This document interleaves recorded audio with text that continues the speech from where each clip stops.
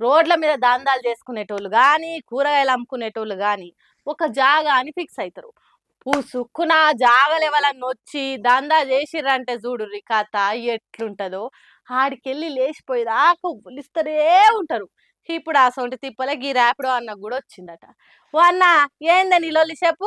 ఏంది ఎక్కి వచ్చి ఒక్క నిమిషం చదువుతున్నా చెప్పు.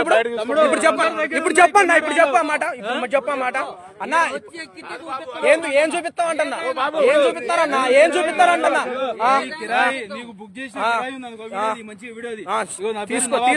తీసుకో అన్న తీసుకుంటా చెప్పు. ఎప్పుడు నేను ఎప్పుడన్నా సమస్య చేసిన మేము రాకూడదు అంటే ఎందుకు మరి ఆగారు ఆటో వాళ్ళంతా కయ్యమనేగా పడుతుర్రు.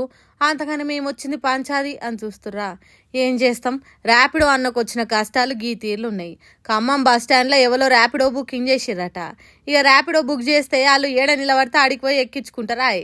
అట్లనే ర్యాపిడో అన్న కూడా సీదా ఆటో వాళ్ళు ఉండే జాగాలకు పోయిండు. ఖాతమీగా ఆడున్న ఆటో వాళ్ళంతా బుస్సున పడిగిప్పిన పాములో లేచిర్రు. నీ అంతు చూస్తాం, అది చూపిస్తాం, ఇది చూపిస్తామని మీదికి వచ్చిర్రు.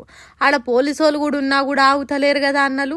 ఇది ర్యాపిడో అన్న, నా చేతిలో ఏముండదు అంటే పోయి అక్కడ దూరం నిలబెట్టుకో ఆటో అని లాజిక్ లేని మాటలు మాట్లాడారు.